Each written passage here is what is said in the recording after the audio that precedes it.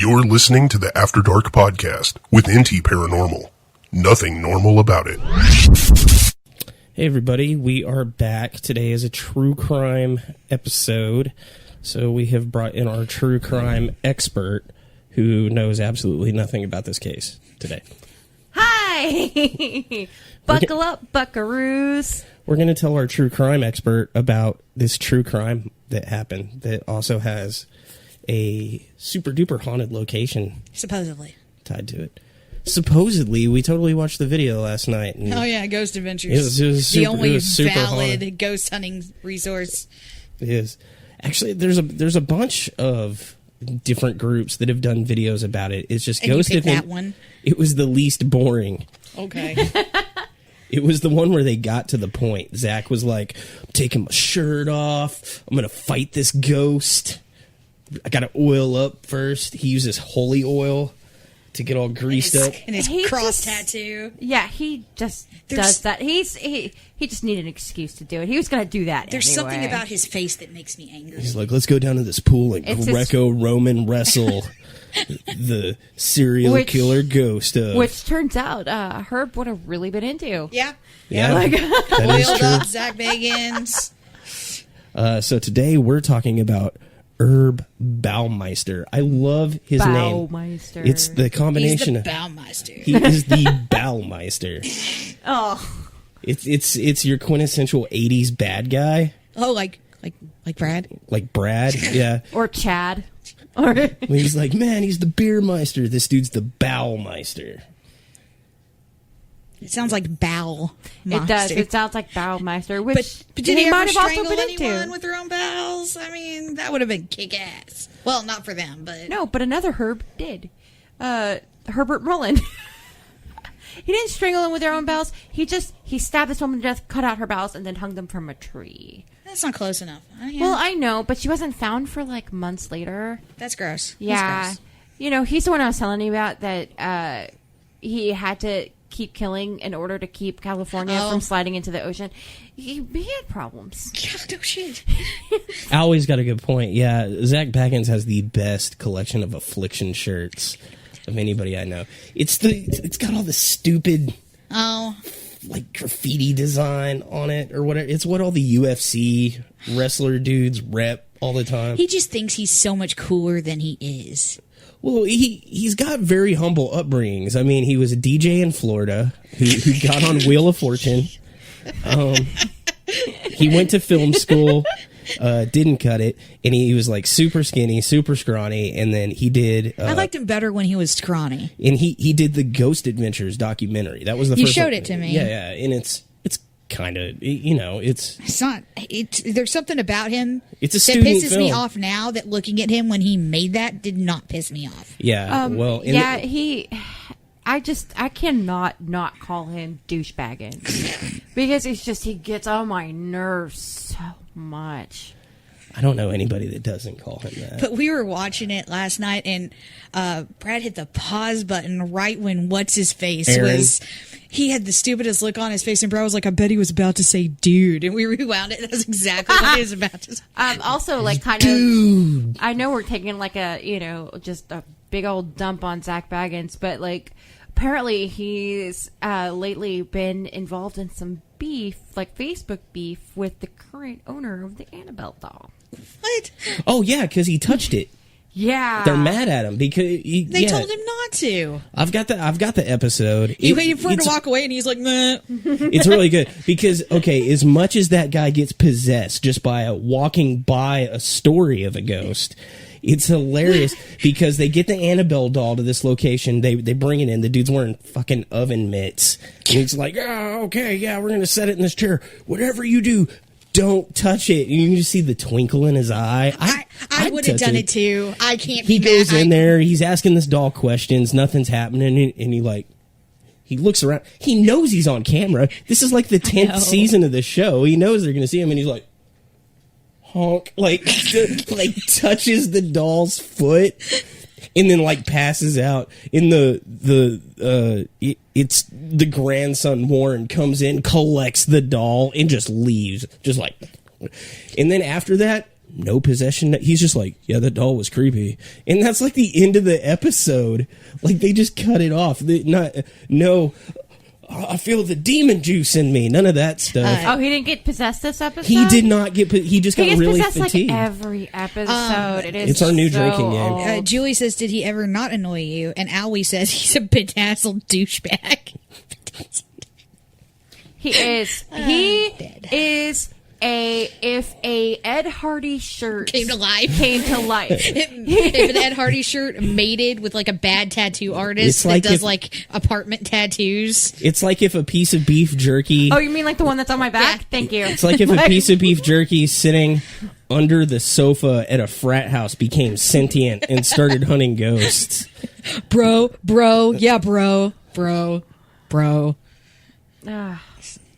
Honestly, we should just, cut out Herb Baumeister and just talk shit about Psycho. It's pretty easy. We have a new series. We have a new series we're working on where we just watch Ghost Adventures. We just watch Ghost Adventures and we talk about that episode, which we're going to actually record our second attempt at that episode after this episode. We're just trying to think of the best way to do it. Yeah.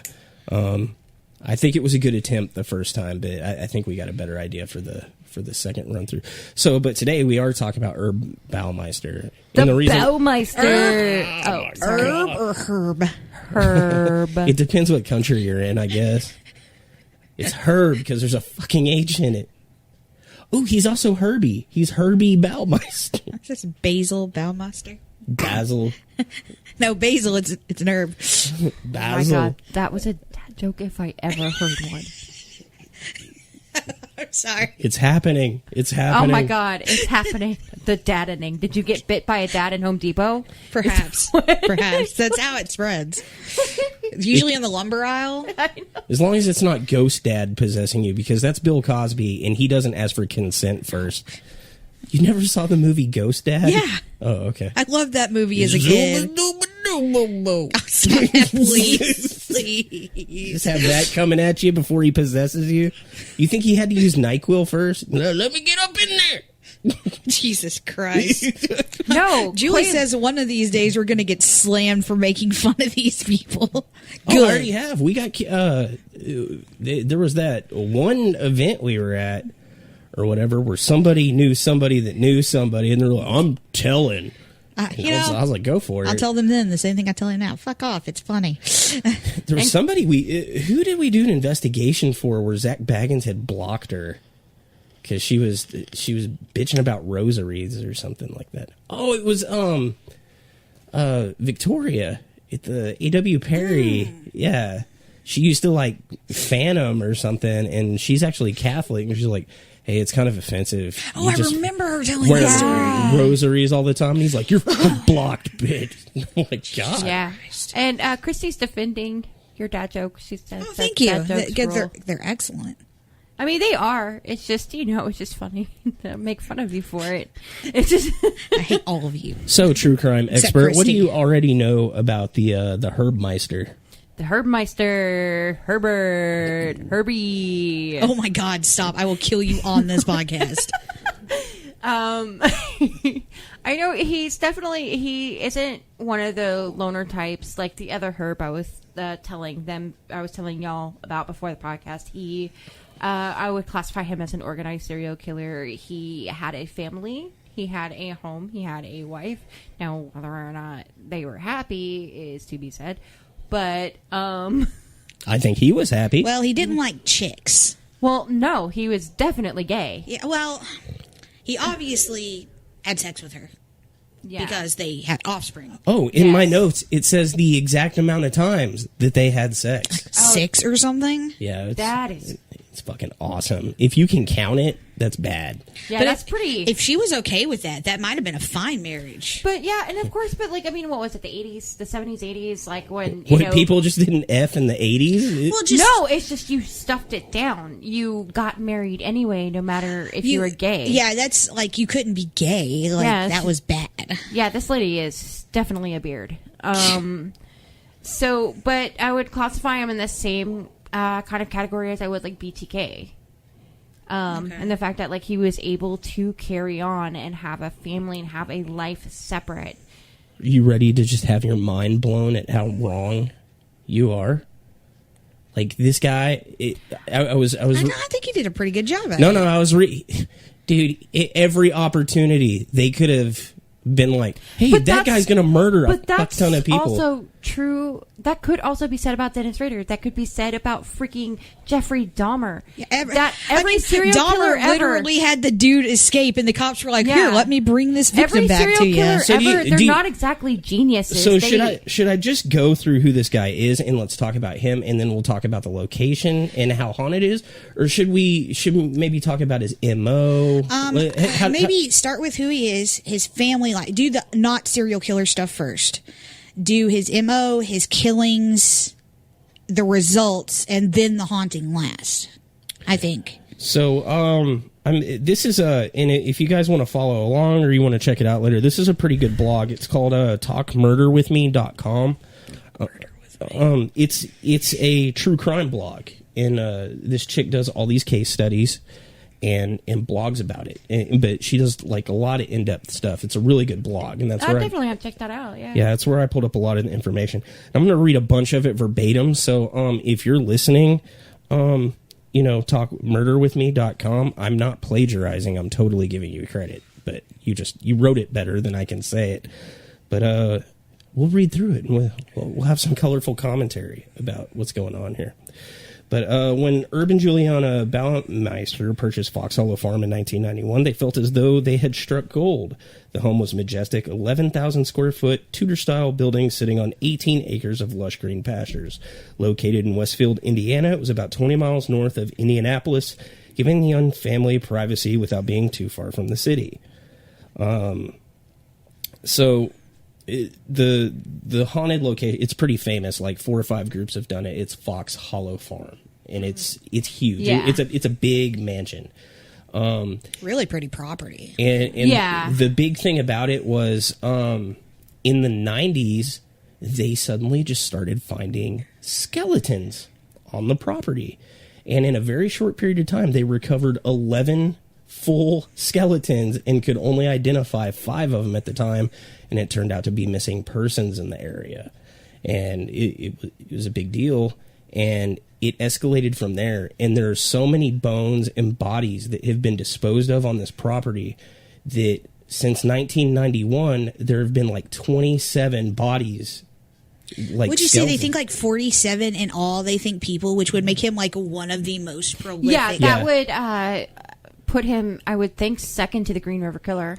Yeah, it's a huge number, and they don't know how many it is. Like, it's nuts, and they can only identify like 5 of them, for sure. And they always tag a couple before they get their MO down real well, so those are seldom counted. And I mean, and a lot of that, so, and a lot of times it's because like police, especially then, didn't talk to each other. They competed as opposed to working together. There was no centralized, records keeping. Yeah, VICAP was still new. And DNA was in its infancy. There's no DNA in the case stuff. We'll get into that in a what minute. year did this happen? 1992. 92, okay. So he's Dahmer time. Yeah. Okay. Yeah, he's Dahmer time for sure. Indiana Dahmer time, yeah. Baumeister, Dahmer time. Indiana Dahmer time. Speaking of dad jokes. Oh, okay. So except Herb mine are good and Baumeister, yours are lame. Herb Baumeister was born in Indianapolis on April 7th, 1947, to Herbert E. and Elizabeth Baumeister. The elder Herbert was an anesthesiologist, and Elizabeth was a homemaker. Herb was the oldest of 4 children, and by all accounts, he had a normal, uneventful childhood. That's weird. It's a little out of the norm for serial killers. I mean, when Herb reached his teens, things changed. So he became a teenager. His behavior became increasingly bizarre and erratic, obsessed with death and decay. He would pick up dead animals and birds and take them to school and leave them on the teacher's desk. Okay, yeah, that's That's Dahmer. That's Dahmer. classic serial killer, and I love it. I know, like Dahmer used to, like Dahmer, like you could say, I mean, except for like a few things, you know, like his parents' divorce and stuff like that. He had a pretty I also think he's legitimately crazy. So this is Dahmer from Another Bomber. Have you seen My Friend Dahmer yet? Yeah, I have the book too. I like it too. It's pretty good. Another time he was reported to have been caught urinating on a teacher's desk. This is important later. Caught urinating on a teacher's desk. He was failing his classes and distracting the other students. Something was clearly wrong. Deeply troubled, Herb's teachers reached out to his parents. Herbert Sr. and Elizabeth had noticed concerning changes in their son also and decided to have him psychiatrically evaluated. Herb was diagnosed with schizophrenia and multiple personality disorder. Despite the severity of his diagnosis, Herb did not receive any treatment. Wow, he had DID before it was cool. Allie says about him leaving bones places, so he's a cat? Yeah. We've got video of an interview with him. Oh my God. It's the best reason for an interview ever. Local man does interview about dead raccoon on the side of the road. Yeah, it's great. Must have been a slow news day in Indiana. It's Indiana. Treatment for schizophrenia during the 1960s was primitive and mainly consisted of electroconvulsive therapy, a controversial treatment which doesn't aim to cure patients, but rather make them more docile and less likely to lash out. This is why his parents didn't want him doing that treatment, even though he'd basically been diagnosed with DID before DID was DID. It's like us talking about lobotomies when we were listening to the podcast earlier. It didn't do anything good. It made him more docile. I mean, that frontal lobe is important. I don't know, but think about this. If they had made this guy more docile, maybe he wouldn't have killed like 37 now people. I need to look it up because I know we still do ECT. Yeah. I wonder if were they just pumping that much more electricity?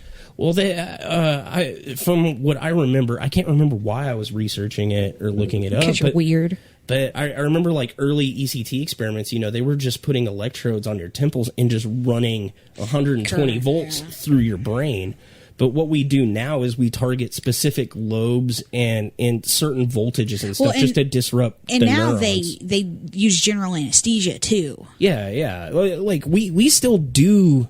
Like ECT is a valid treatment. We still do ECT. We still do lobotomies. We also do magnet therapy, but it's more controlled. Like it's been more researched. We're not doing any ice pick lobotomies. Well, you know, it's easy to go back to the 1930s, 1940s. You know, like a lot. They didn't know any better. They were doing their best. Well, we didn't learn how to know what we know now until we did those things, and then we learned a lot more about it. After World War II, and the Nazis were doing concentration camps. Yeah, we got a lot of medicine from there, and it's dark. Yeah, our biggest advancements in medicine were from exterminating a race. The Civil War pioneered a ton of plastic surgery, but bad. Yeah, and the Revolutionary War pioneered immunizations among, and rub you with some cowpox. Amputation. We learned how to amputate properly too. It's good stuff. I lost my place because it resized. So Herb managed to graduate high school with good enough grades to attend Indiana University. However, he only completed one semester before dropping out. In 1967, after being pushed by his father, he returned to the university, but once again only stayed for one semester before dropping out for a final time. That's kind of a common thing with serial killers. Like they can't seem to consistently do much, and it's not from a lack of smarts. Except Gacy.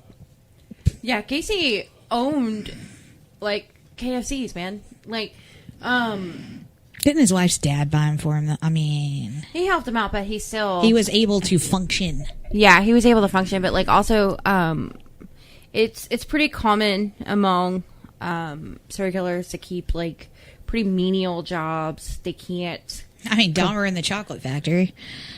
That sounds like a book. It sounds like a fun little children's book. That. I would read Dahmer in the Chocolate Factory. I don't know that I'd want him flying over my neighborhood just like, here's free candies. What was that? The last podcast on the left episode Bones in the Chocolate, where they were There's bones in the chocolate. I was thinking of like Ted Bundy. Like Ted Bundy was incredibly intelligent, but he never finished any of his schooling. Like he was defending himself in court and was doing a decent job. Yeah. The problem was there was so much goddamn evidence stacked up against him. It's almost like their narcissism gets in their way. I just love the Bundy thing where he's like defending himself and he's like, you know what, never mind. I'm going to go out this window to Florida and murder across we need to houses. talk about Ted Bundy sometime because I love that story. They're like, okay, yeah, because he was so docile and like he like worked with everybody and so the cops liked him so much that they're like, yeah, go work on your documents in this room, completely unshackled, unsupervised, and he's like, window. Yeah, later. And I believe he hurt his ankle on the way down. Yeah, The thing I love about Ted Bundy is every time he got picked up, it was for something just asinine. That happens Broke to like tail alive. serial killer. Kemper got pulled over once. No, Kemper got pulled over once, but Kemper didn't get caught until because he turned himself in. It goes two ways. Either they like Kemper got pulled over for menial things, never got caught. The incel shooter Elliot Rogers, they showed up at his house once because someone said he had guns, searched it, and they're like, oh, never mind. Either the cops repeatedly pop them on minor things and never get it, or they get them once for a speeding ticket. Ted Bundy got pulled over. He had ropes, gloves, and trash bags in a car that was flagged as a suspected vehicle in an attempted kidnapping. And he was like, oh, yeah, I'm working on a project. And they're like, move along. Yeah, and in one case, he accidentally cuffed himself. So he has a famous quote, which, well, I say famous. It's he has this quote where it's like sometimes, like at the beginning, you have all your shit together. You have all your ducks in a row. Oh, I love this quote. And then, next thing you know, you forget your crowbar. Like, it's just like it's just like... You're trying to murder someone over here. You forgot your car. It's just like, whoopsie doodle. I know. He's a monster. I get it, but... I know, all these people are just total monsters, but how much would you want to, like, in a safe environment, go sit across a table from them and ask, just ask questions, just to see how their mind works? It floors me, too, like, the stuff they say where it just gets so passé. Like, they... murdered 17 people, brains. Like, I don't get how you get there, which is probably good. It's probably good. I don't understand it. So this dude drops out of college after spending most of his life as an outcast. Herb met Juliana Sater, a high school teacher and part-time student at Indiana University. She was one of the teachers at the college he was going to. The pair hit it off right away. Is she a lot older than him? Just side note? No, not a lot older. Okay. Enough older, but not like a ton. Not like creepy groomer. No, not weird. Both had similar values, goals, and they were politically conservative. They were both members of the Young Republicans at IU. They were both interested in cars and hoped to one day run their own business. In November 1971, this all feels right. Herb and Julie were married.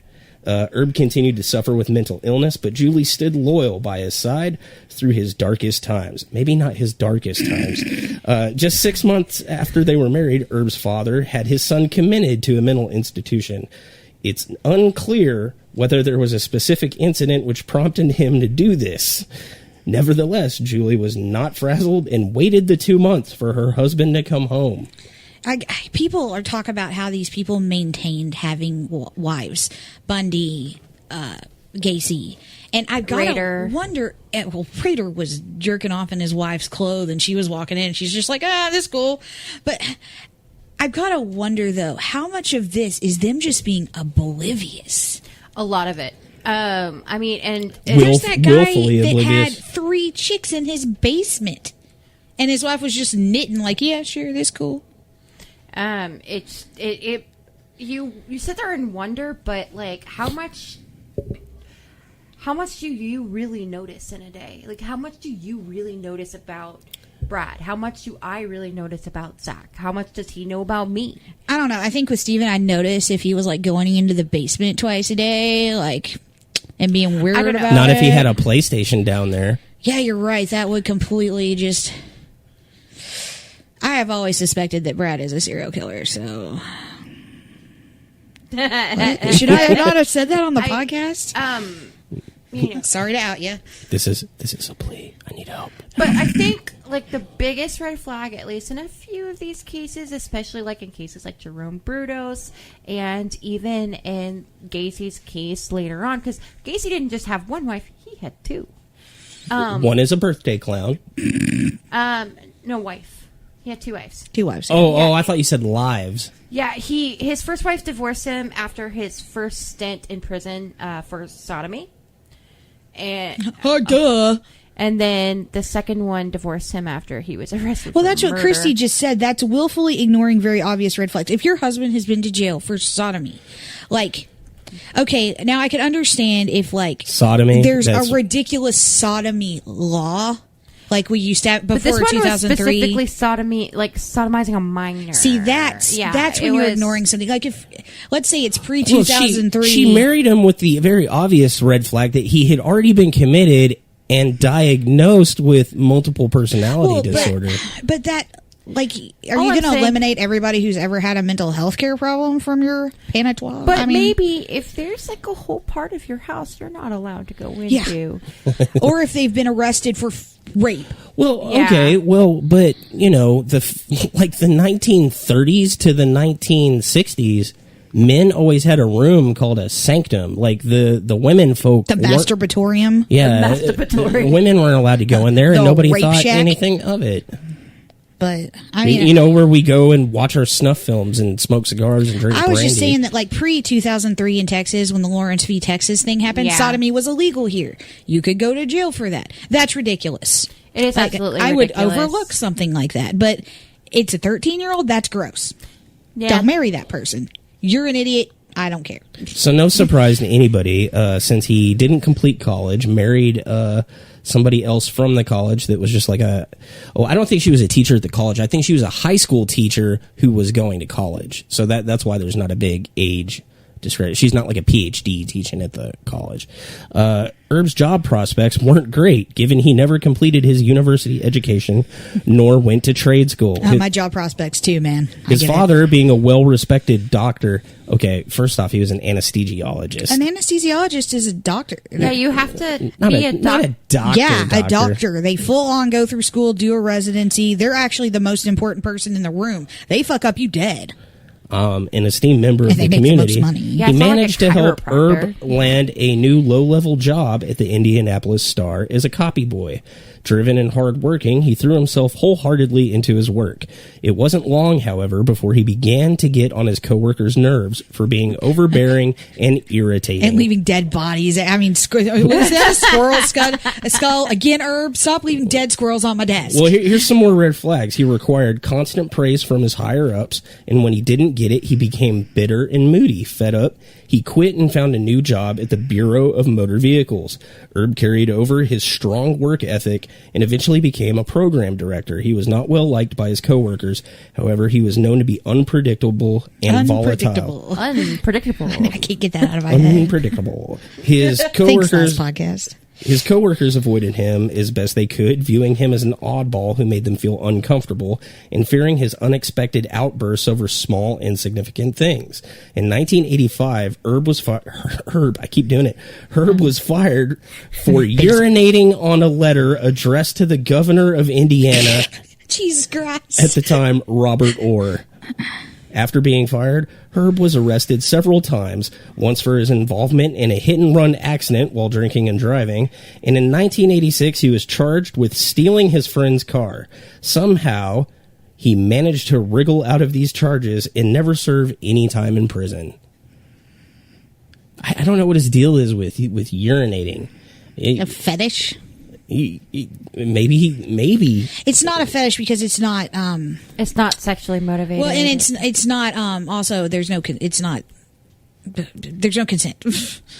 Are you sure it's not sexually motivated? I mean, or maybe it's just. I mean, I guess because like psychosexual, but it's also asserting your dominance. Yes, he is a cat, Owlie, because he pees to assert dominance. Julie never found out why Herb was fired from the BMV. they found out later. And while Herb had been employed by the BMV, Julie had given birth to 3 children. Marie in 1979, Eric in 1981, and Emily in 1984. When it became clear that Herb was not going to find another job anytime soon, he took on the role of full-time dad while Julie began teaching again. Herb showed another personality as a father. He was not volatile and unpredictable as he had been at work. Quite the contrary. He was caring, patient, appeared to enjoy being a dad, and apparently he also cleaned up graffiti. Oh, like that's not in here, but I just thought it was relevant. Yeah. Mm-hmm. Let's not talk about that. Moving on. I do love those memes, though. Like, oh, here's Ted Bundy washing the dishes. He must be a good guy. A new venture. Herb's next job was at a thrift store, still driven by the idea of one day running his own business. He put up with the work and considered himself to be too good for, and concentrated on learning the trade. 3 years later, in 1988, Herb and Julie made the leap into entrepreneurship. They borrowed $4,000 from Herb's mother, Elizabeth, and opened their own thrift store, which they called Save-A-Lot. You guys might have heard of this. Oh. The store was a hit. It was so successful, the couple ended up opening a second location the following year, and they gave annual donations of $50,000 to children's charities. The Baumeisters had achieved what they had been dreaming of for so long, and to celebrate, they purchased Fox Hollow Farm. The $1 million home was perfect. Julie described it as a utopia where the kids could rollerblade without having to worry about cars coming around the corner. Oh man, that's a pretty 90s statement right there. Despite the appearance that life was good for the Baumeisters, this was not the case. Herb was difficult to work with. He had been at his previous jobs. He treated Julie as though she was an employee and not a coworker. While this annoyed her, she laid low in an effort to avoid confrontation with her husband. Unsurprisingly, their marriage also began to suffer. During the summer, Julie began taking the children to stay with Herb's mother at her condo in Lake Wawasee.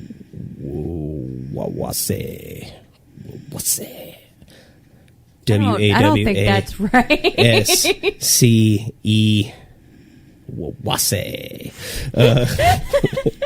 Herb was happy to stay at home and look after the stores, as he told Julie. The reality was quite different.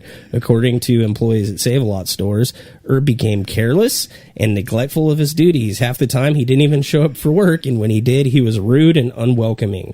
Employees quit, and the stores began to deteriorate. Business took a turn for the worse.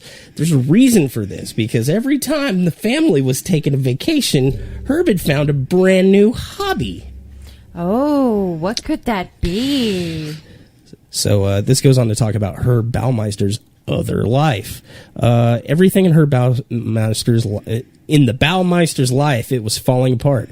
But through it all, he paid extra careful attention to the pool at Fox Hollow Farm. It reminds me of the King of the Hill episode where he teaches what's-her-face to do the pool or whatever, and that's like their Zen thing.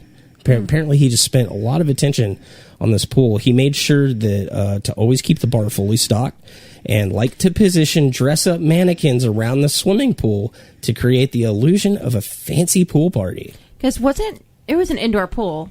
It was an indoor pool, yeah. Yeah. With like a retractable cover. Like, it was really nice. While Juliana and the kids were away, Herb began frequenting gay bars in downtown Indianapolis. How long he'd been doing this isn't really known, but there's no question that he was gay and in denial. Indiana is a conservative state now and was even more so in the 70s and 80s. By marrying Juliana and protecting the image of himself as a family man and staunch Republican, he was able to mask his true self. Juliana would later say that in 25 years of marriage, they only had sex 6 times. That's 2 hands. It's okay. Yes. I mean, I guess. 6 times, 3 kids, you do the math. 6 times and 3 kids. He's pumping out a kid every second time. Yeah, it's good odds. I mean, he does it once, it doesn't work. He goes again. Oh, we made a kid. I can stop for the next 10 years. It's time for another kid. Something dark was going on in Indianapolis starting around 1991. The same year, Herb and his family moved to Fox Hollow Farm, young gay men began disappearing from downtown Indianapolis. The men ranged from age 20 to 46. All were white and had similar physical features. So he's a Dahmer, because that's Basically. Dahmer was looking for hairless boys. Yeah, he had a thing for torsos. Dahmer did. And he liked hairless torsos specifically. There's a lot of parallels here. Yeah.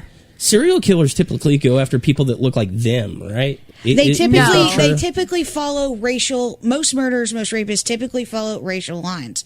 But with like serial killers like Dahmer, he's looking for something specific, so it crossed racial lines. But mostly, unless it's a murder of convenience, they have a type.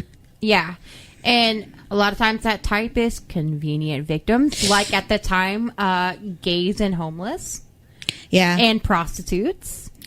people no one gave a shit about because society the had written poor. them off. Yeah, poor. Especially like poor children. Like they were the lesser dead. Yeah. Oh, yeah. The term "the lesser dead." That one throws me. Yeah. because I don't like it. I mean, I don't like it, but that's the term. I know. mean, It's just sad.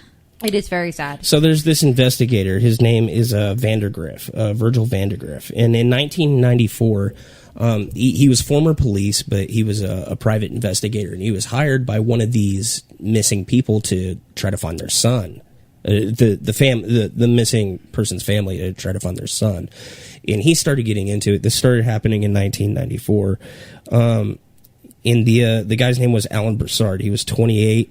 And he had been seen leaving a gay bar in downtown. Well, here's the funny thing. There were like all these missing people that matched the same description. The police were not investigating this at all. This private investigator is looking for this one guy, and he's following leads. And while he's doing that in Indianapolis, he's the one that figures out, hey, there's like 10 of these guys, all from the same gay bar, that are missing. And they all have the same like age and physical description, and they're all going missing in these different intervals. And he takes it to the police, and the police are like, "Yeah, they're gay," and just like brush it off. They're like, "If you're gay, you're doing promiscuous stuff. You're bound to come up missing." Yeah. And they just don't even investigate it. That's what is particularly in the 80s and even the 90s and even now. It's easy. They are basically like easy pickings. They're not so much now as it used to be, but police don't want to investigate that because it's icky. In addition to the gay bar where all these guys had been picked up, there was also a string of young men that had gone missing off of Highway I-70, and they were investigating that, and that was called the I-70 Strangler, and they're pretty, while none of those bodies have been identified for sure, they're pretty sure it's the same killing because they're like right in the same area, and they all fit the same physical descriptions and stuff like that. I'm just glad I wasn't a gay dude in the late 80s, early 90s. Yeah. Because it was a crapshoot. So around the same time that these guys were being reported missing from Indianapolis, in 1994, which it started in 1992, but in 1994 is when they started investigating it, right? Herb's son, Eric, who was 13 at the time, was playing in the woods on the property. So his kid stumbled across the first, he comes back to the house and brings his mom a human skull. She freaks out and says, "Hey, show me where you found this." The kid takes her deep into the woods where they find a full skeleton. The wife. What's most horrifying about this to me is that kid's old enough to remember, oh, I found my dad's dead murder victim. That kid's old enough to listen to this podcast and like call us up and say, that's not how it happened, man. Yeah, if you're listening to Yeah, can you clarify a few things? I'm sorry. Yeah. Yeah. They probably, I don't know, like, don't most of them change their names? I know for a fact Dennis Rader's daughter did. What did they change it to? Something where they're not associated with BTK anymore. Yeah. So takes the mom out to the woods. They find this full skeleton. She freaks out.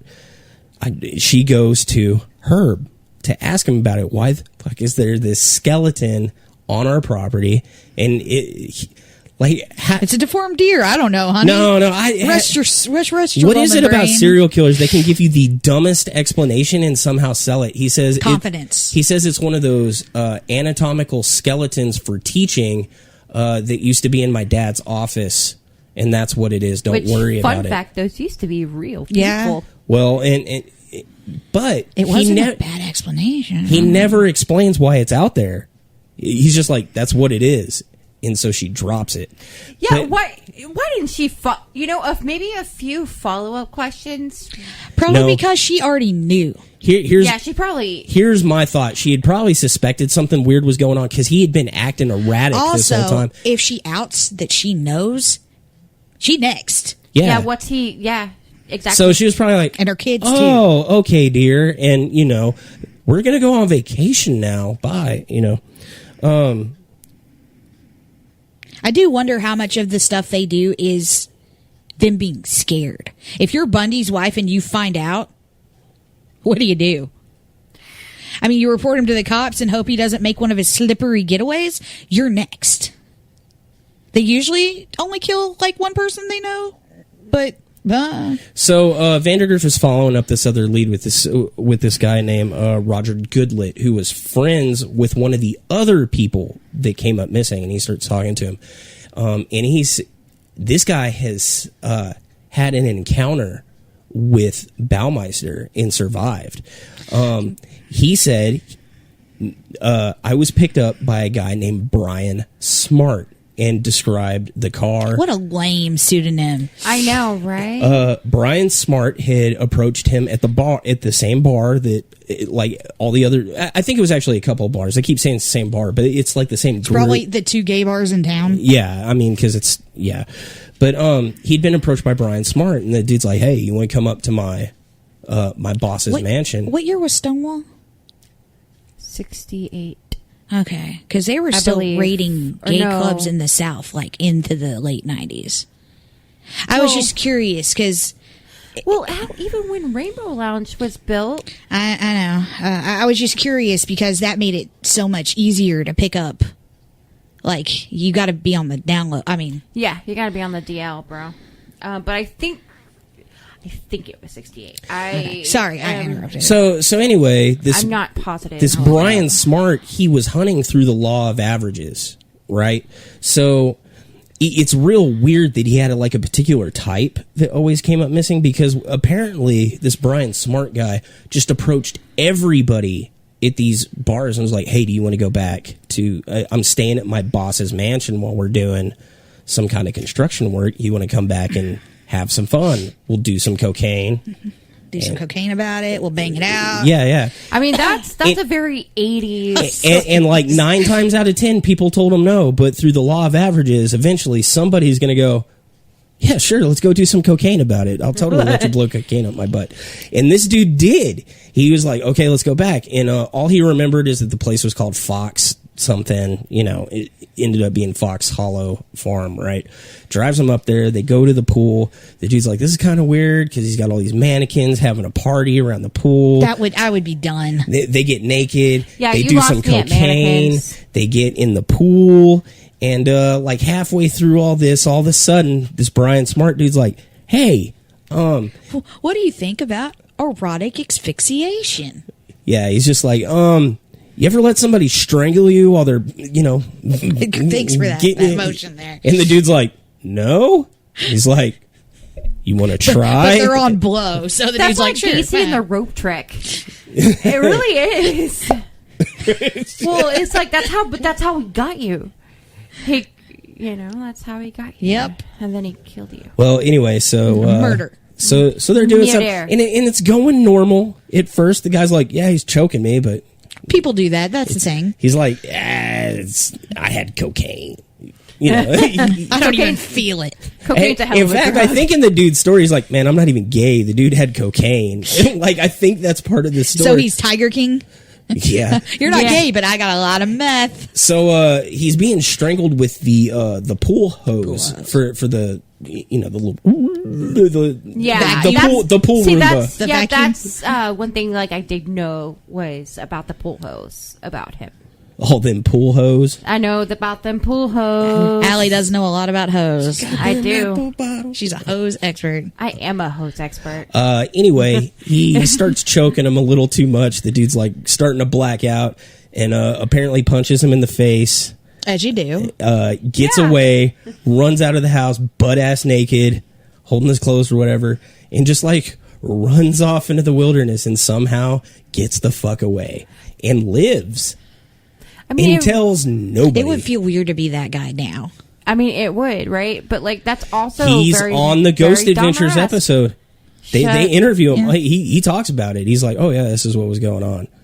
And they're like, "You didn't tell anybody?" He's like, "Dude, I was on blow, but no, I wasn't telling anybody about that." Yeah, that's the Dahmer thing, is that like they would get away, but like the cops were so apathetic about that, they would bring, like, they brought the one guy back, and no one. Yeah, would, who are you going to tell? Tracy Edwards actually got away. Like, you're a 15-year-old kid who went back to this guy's place. I'd be scared to tell too. Yeah. Oh, I missed a part of it. So he didn't just punch him in the face. He pretended to pass out. Pretty smart for someone on blow. When Tony opened his eyes, Smart was shocked because he thought he had killed him. And he was like getting ready to, I guess, do whatever. Do a serial killer shtick. Do serial killer Smart shit. clearly wanted to get rid of his guest. The two got back in Smart's car, and he drove Tony back to Indianapolis. Okay, so he didn't just escape. He just passed out, and the dude was like, "Oh no, I totally wasn't trying to kill you." Okay, And so I got that gets story in the guy's wrong. car with him, and I wouldn't get in the car. I'd be like, "Well, this is it." So Herbie here is like trying to smooth it. He's like, "Hey, I wasn't trying to kill you, you know, right?" Oops, blow. Whoopsie doodle. Like, you know. You okay? You good? Jesus Christ! I don't know how these people take so long to get caught. I don't know. Most of the time, it really is straight up incompetence. Smart suggested the two meet up again the following week. Tony agreed, but when the time came, Smart never showed up. Holy Jesus! I can't believe this guy's alive. That dude was gonna go back. Maybe. How would Tony not know that Smart didn't show up unless he showed back up? And was That's like, true. It's like, man, that guy with the free blow and the kink just ain't here. Okay, I totally got that story a little bit wrong. I remembered it different. As we do. Vandergriff was convinced that Smart was responsible for the disappearance of the young men he was investigating. For nearly a year, Vandergriff and Tony tried to track Smart down, but they had no luck. Then at the end of August 1995, Tony ran into Smart at a gay bar downtown. He ran outside, found the car. He had rode in with Smart the previous year and wrote down the license plate number. When Vandergriff traced the license plate, it did not turn up Brian Smart as the owner of the vehicle. It was Herb Baumeister. In November, detectives showed up at Fox Hollow Farm asking if they could search the property. Herb vehemently refused, like you do, because they didn't have a warrant. They then tried Julie at the Save-A-Lot store. She also told them, fuck off. When she asked Herb about it, he told her he had nothing to do with what they were accusing him of, and she just went with that. Detective Mary Wilson, who specialized in missing persons cases and was a good friend of Vandergriff, had been heavily involved in the case up until that point. She had liaised with Tony Harris previously, trying to help him find where he had gone that night with Herb Baumeister. Now she needed to get a warrant to search Fox Hollow Farm. Hamilton County officials refused the request, telling her evidence against Baumeister was flimsy and she would need more to justify her request. We're not giving you a warrant for that. That's circumstantial. I can see the show now. It's just awesome.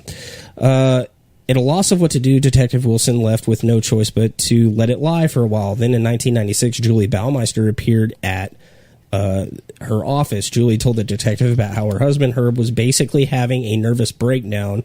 Their business was in ruins, and she was filing for divorce. The image of a skeleton Eric had found in the backyard 2 years before had not left her mind. She told the detective about this. Lastly, she granted Detective Wilson permission to search the property. While Herb was away, Detective Wilson and 3 other Hamilton County officers arrived at Fox Hollow Farm to carry out the long-awaited search. It did not take long. It took 10 minutes. It took 10 minutes for him to find the first bone. Dude. That's awesome. On closer inspection of the gravel, which lay alongside the grass at the Baumeister's backyard, they realized it was not gravel at all. It was charred, crushed up bone. Forensics confirmed that they were human. He lined his garden with human remains. It's good decoration. Solid. In the following days, the site was excavated. Over 5,000 bone fragments and teeth were recovered from the site. It was believed they belonged to a total of 11 men. However, only 8 were eventually identified. They were Roger Goodlett, Stephen Hale, Richard Hamilton, Manuel Resendez, Mike Kern, Johnny Bear, Alan Broussard, and Jeff Jones. Alan Broussard, that was the one he was looking for, so they did find the one he was looking for. All of them look like Freddie Mercury. Oh, they do. They all look like Freddie Mercury. They're just quintessentially 80s. They got the stash. Yeah. Oh, this guy's wearing an assless chap. No. I thought you hated the term assless chaps. I do. Okay, so everything that you've talked about, he still fits the description of an organized killer, especially given the MO, the name change. Except like but like in all those, you talk to the other people that know him, they're like, oh, he was such a nice guy. But you talk to all these people that knew him, they're like, yeah, he was completely unhinged and would just fucking go off on people. That doesn't matter. Whenever it comes, that doesn't affect. It's more about how they're... Yeah. Okay, so here's the difference between an organized serial killer and a disorganized serial killer. Okay, so we're going to use Richard Chase versus BTK. Okay? Okay. Richard Chase is a classic disorganized killer. He had no rhyme or reason. Yeah, no solid MO. Yeah, he had no specific pattern. He had no specific murder. How the fuck did he get caught? He was always covered in blood. Was he the vampire dude? Yeah. Yeah, okay. Yeah, he was always... He's the little girl murderer, right? Yeah. I believe he was, but like he was the one that thought like his blood was turning into dust. Yeah, so he liked him his blood. Yeah, so that's... Which one wrote the mom? Oh, that was Albert Fish. Okay, Albert Fish. Yeah, Albert Fish was the one that wrote the mom. He was a cannibal. Yeah, that's who I was thinking. And as well as a sadist. Because anytime someone says the name of that little girl, they say it all at once. I had to look it up to figure out her name because everyone just blew it. But an organized... And so... Most of the time with... An organized killer is anyone else. Yeah, pretty much. So your disorganized killer are also going to be your loners. Most of the time. Dahmer was pretty organized, but also... I mean, he wasn't a loner in high school, though. No, he wasn't. I bet he didn't feel too organized when he... had that one running down the street. Sex on the dude's just like, ah! And the cops are still, like... Yeah, no, he's still classified as an organized serial killer. So it doesn't have anything to do with that. It's solid strictly, MO. It's solid MO. Well, I find it interesting that... Your organized serial killers are going to be... They have a plan. They have a life. They compartmentalize. They... most of the time, they are liked in their community. Or they're quiet and they keep to themselves, but they are like... I'm just imagining an old lady on the news. He was a nice fella, kept to himself. So they put out a warrant for Herb's arrest, and once he realized what was going on... Herb. He fled from his mama's home where he was staying, and he crossed the border into Canada. On July 3rd, 1996... a group of hikers discovered the body of Herb Baumeister in the Piney Provincial Park in Ontario. He had suffered a single bullet wound to his forehead. Next to him lay his .357 Magnum revolver.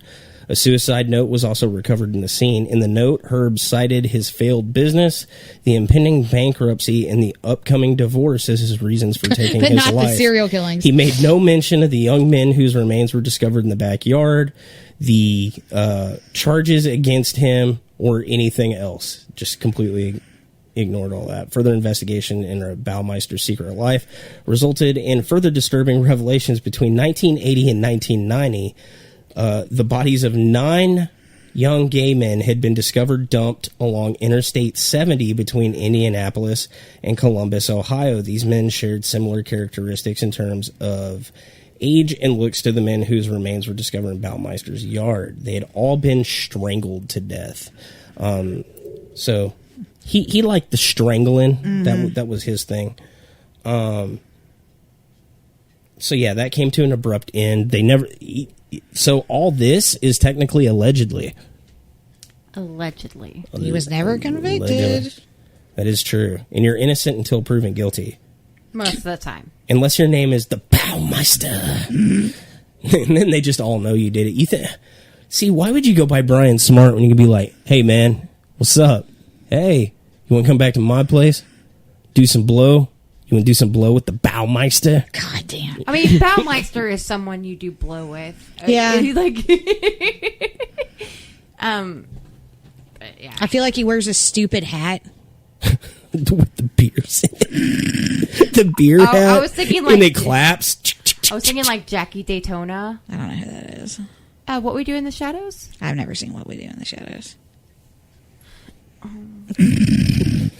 You really hurt my feelings. Good. Right now. Why? Why do you do this? Why are you like this? Why do you do this to me? I don't know. Ask my parents. I don't know why you're so mean. I thought you loved... Bad socialization. So, the person who currently lives in this house and the person who lived in the you guys want to apartment- see the interview? Oh, yes, with I do. Baumeister? I wanna see I the think Red everybody Raccoon deserves interview.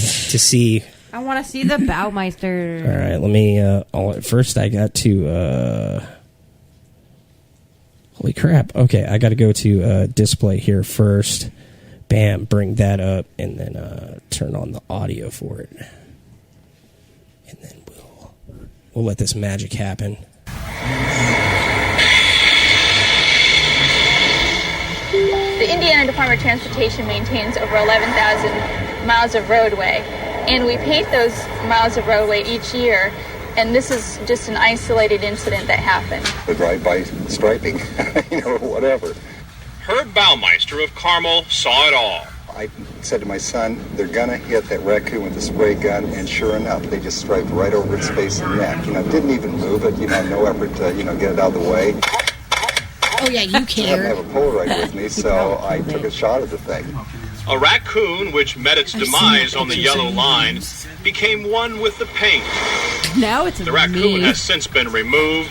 This is all that's left. This was just, the painter should have had a chalk line drawn around his career by state officials. There was no excuse for that. The poor thing deserved a better fate than that.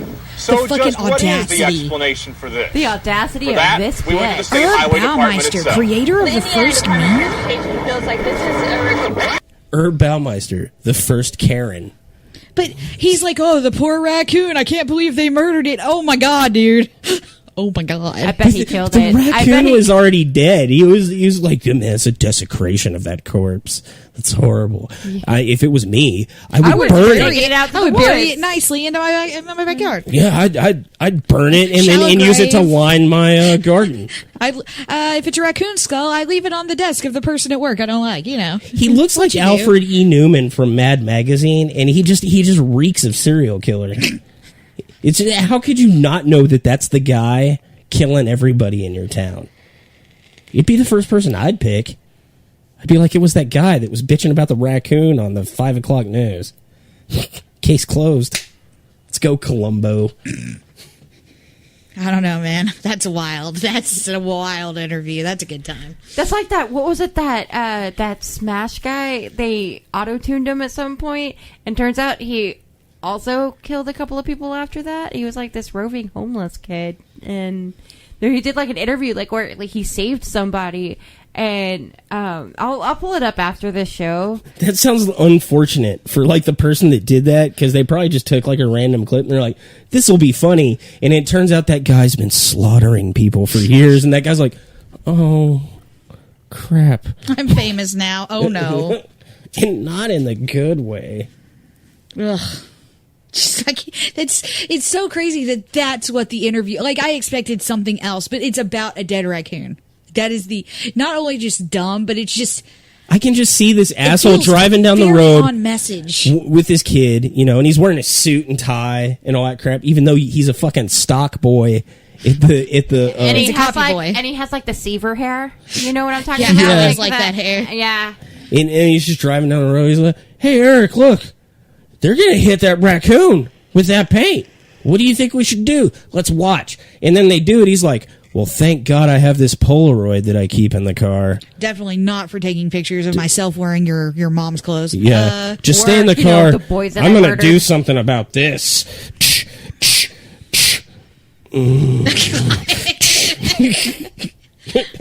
Was he a sexually motivated? I mean, were the... Yeah. Yeah, I would say his. No, I'm saying... I'd say he was really motivated. Is it because they're repressed? I would think so. I think that's. I don't know. What's the science behind that? I mean, I'm curious about that one. I understand that they like get their jollies on it, but because some serial killers don't. What's the line? Are these guys just repressed? Oh, I thought you were asking, like, is it because, like, he was really gay, but he was, like, trying to hide it, so it just, like, bubbled over into I don't think that makes someone a murderous serial rage? killer. There's well, lots I of gay think- people I that try to mean, hide it. Well, I mean, it can't be good for your mental health, but I don't know Not if Make that's you a ever... killer. no, not necessarily, but also, I mean, there are other factors involved, including, like, being constantly berated, beat down specifically by a parental figure. But they have to have those blocks like in their head to begin with. I mean, yes, of He course. looks like a Bible salesman. But then you add on the fact that you live in a time where you cannot be this person. You So want to why do stop this straight person. people kill? If they're not repressed? Or they got some sort of kink that's not acceptable at the time? Because they can. Yeah, because I can. I'm just saying, like, Why do white people specifically, do like anything? in Dahmer's case, in Gacy's case, because like, especially like in Gacy's case, because it wasn't acceptable, and like every time he killed a gay teen, or every time he killed a teen that he had raped, he was killing himself. That's not funny.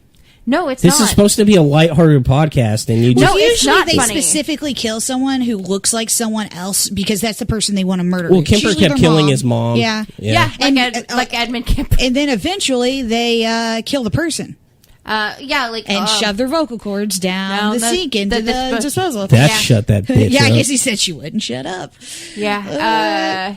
Well, he specifically was killing co-eds because he knew it would get to her, and then finally, and then after he killed his mom is whenever he finally turned himself in. Yeah, he's just like, well, he's like, I'm done. It turns out I only wanted to murder her. Yeah, he found the cure. If you kill the thing that you're actually mad A lot at, of them do that. Like, it makes me wonder why they don't start with that person. Like, I get it, but it just seems easier. because they're scared. They're like working up to it. They don't know how. Because they're usually targeting something they're afraid of. Like he was afraid of his mom.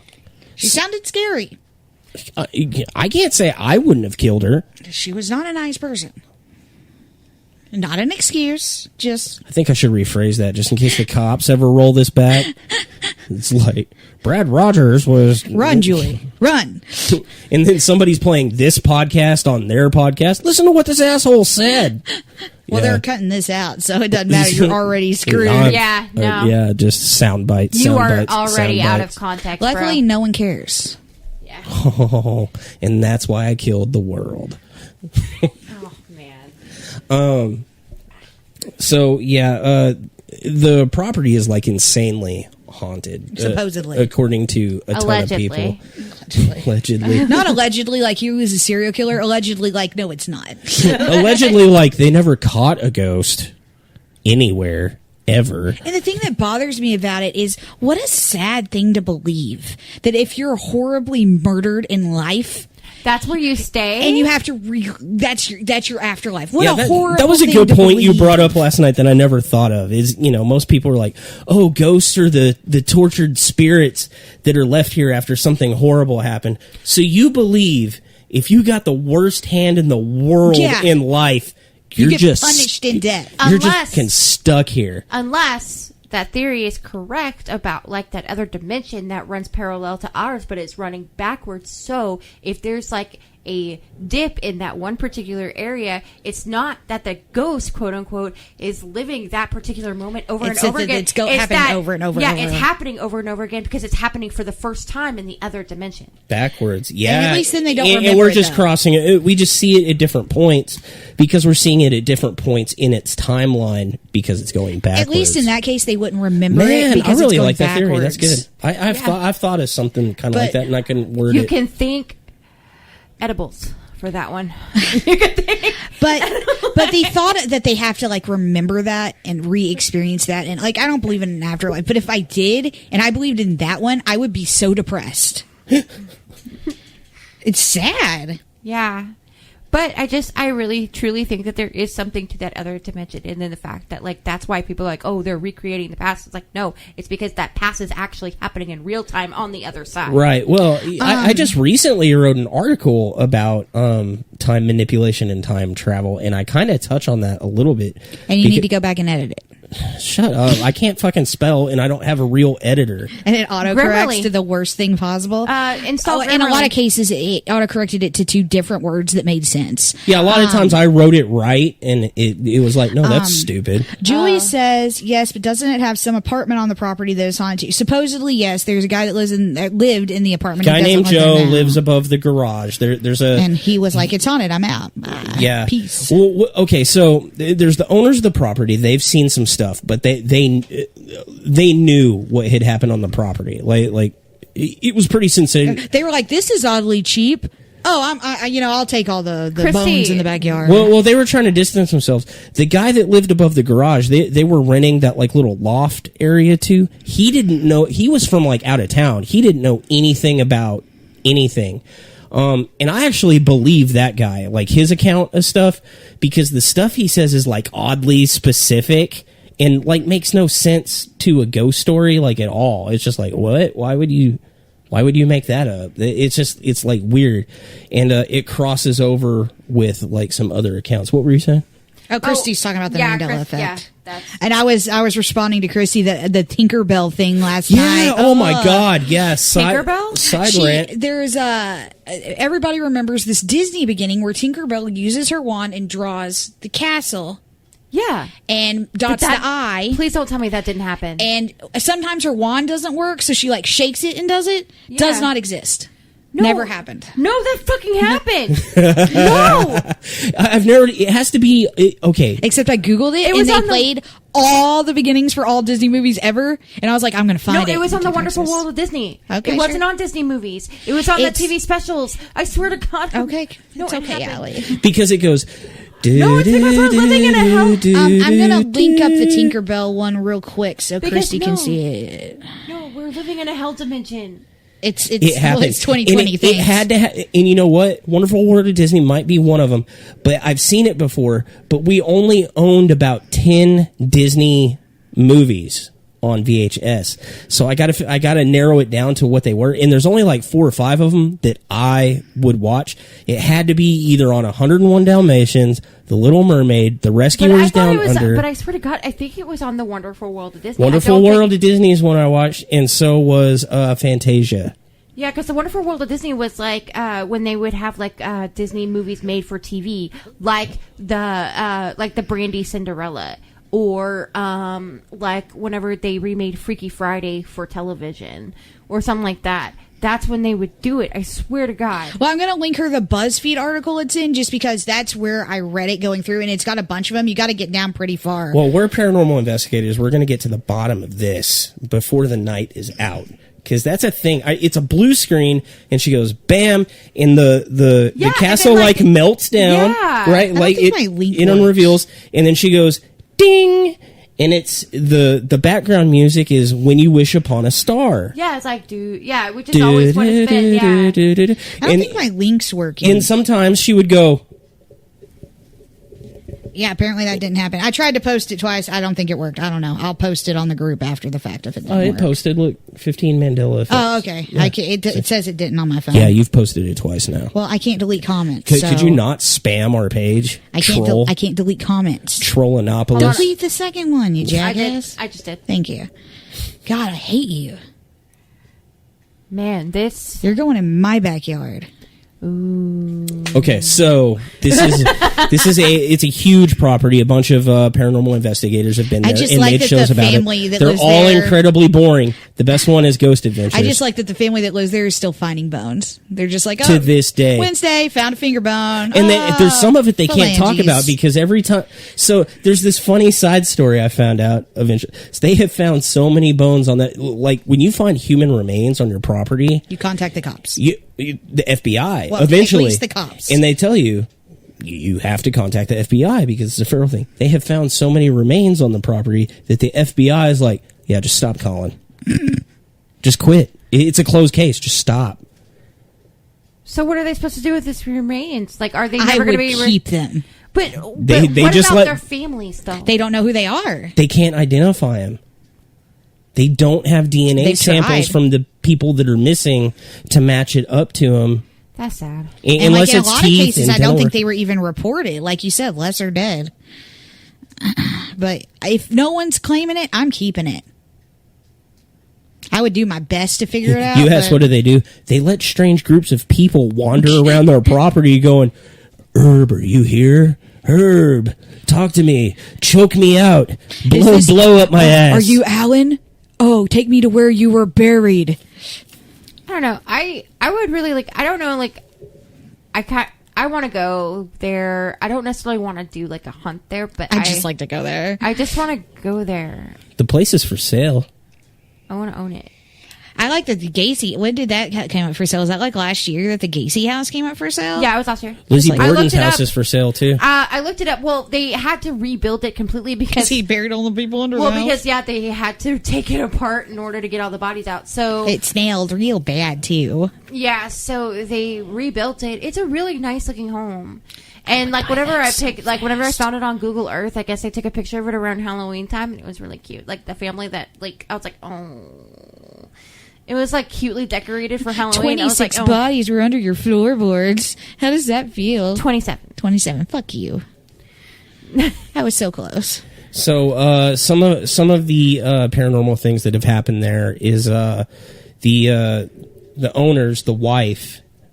She was looking out on the property one time from the master bathroom, which people have been like shoved in the master bathroom. Apparently, that's where Herb liked to like hang out and preen himself a lot or something. But she was looking out, and she just sees this guy wandering around on the property in a bright red T-shirt, and she thinks like someone's trespassing.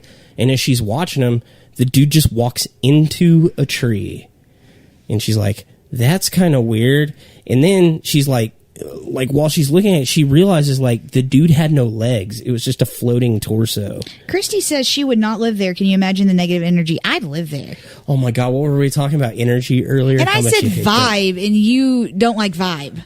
I don't know. I don't like energy, and you don't like vibe. Vibe sounds hippie. It's like, oh man, bad vibes. No, vibe sounds like, oh, I walked into a room, people were arguing, it had a bad vibe. I don't know. I don't like energy either, but I'm just like, I'm pretty indifferent to either. I use both interchangeably.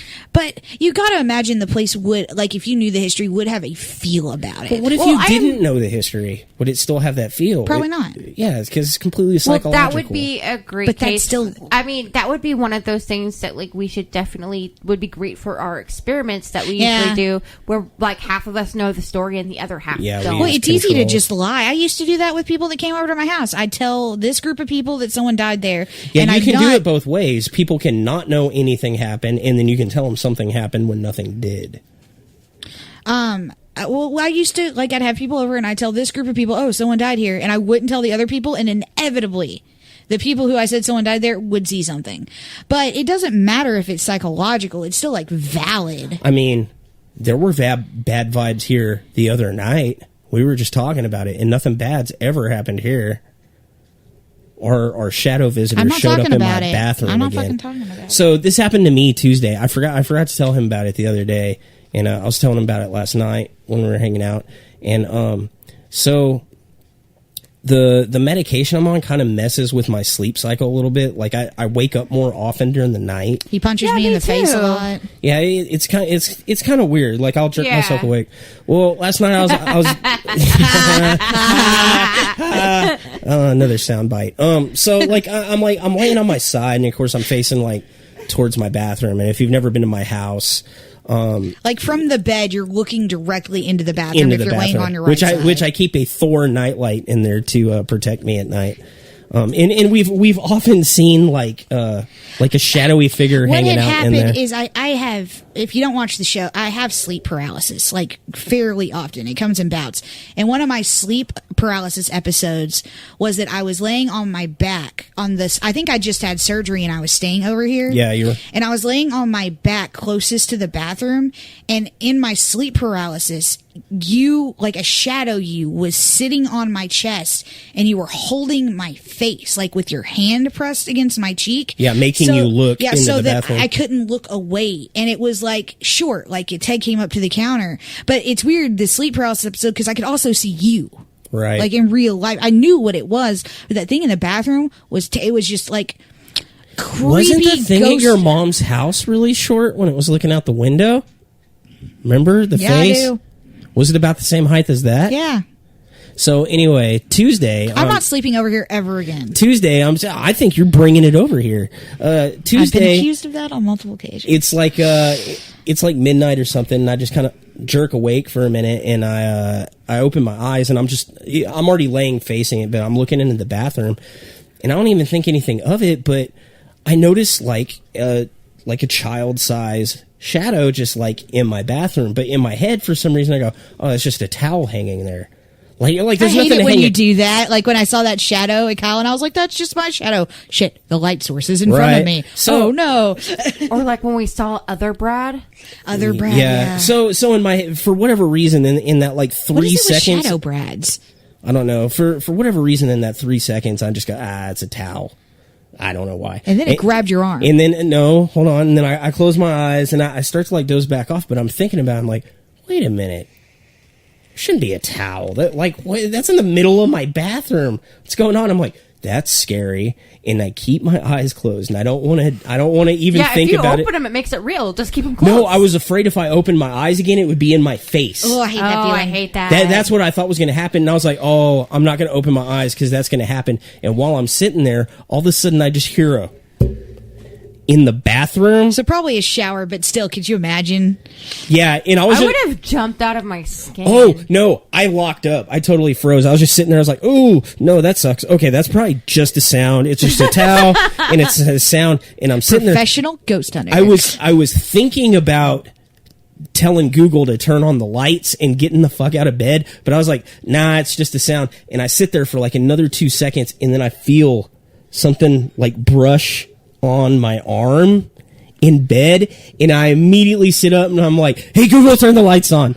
Hey Google, turn the lights on. And the lights came on. That would have been funny if it was the one of those times when Google isn't listening, when she's being obstinate. Yeah, she's just like, no, fuck you. It freaks me out. Like, I understand logically that I had sleep paralysis and there's nothing to it, but I've been having such bad sleep paralysis lately because my meds are messing up my sleep schedule that I've almost gotten good at it. Like, I can shake myself out of it now if I feel like it's happening.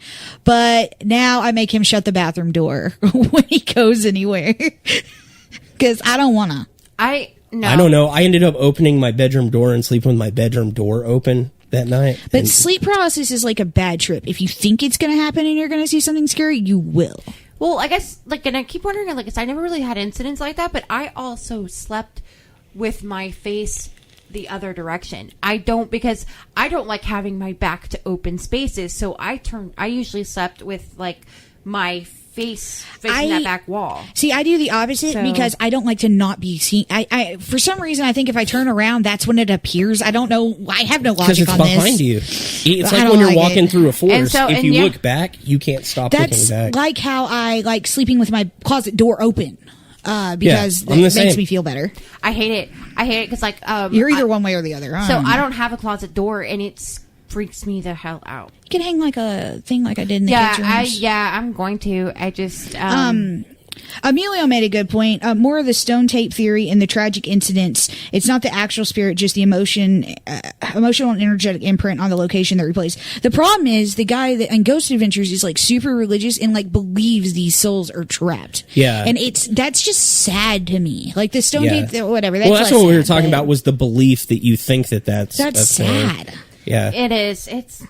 I mean, I'm more okay like stone tape stone tape's not a thing. Yeah, but I'm more okay with that idea. Backwards dimensions. And when I say stone tape is a thing, I don't mean that replays can't happen, and that might not be what it's just not through that mechanic. There's no proof for that.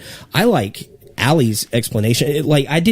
I'm really glad you said that, because I didn't know how to articulate it like into words, but that's exactly what I think. Like when we see those imprints, I think it's where our dimensions like overlapping with another, where time is functioning like either slower or backwards, or we're seeing another part and it just overlaps. It's not that energy is stored somewhere. It's a time slip is what it is. And you described it perfect. Now the time warp is going on in my head. The time warp? Yeah. Should we do it again? Time slip. Sorry. So, do we just need to take a step to... And then I jumped to the... No, sorry. Let's do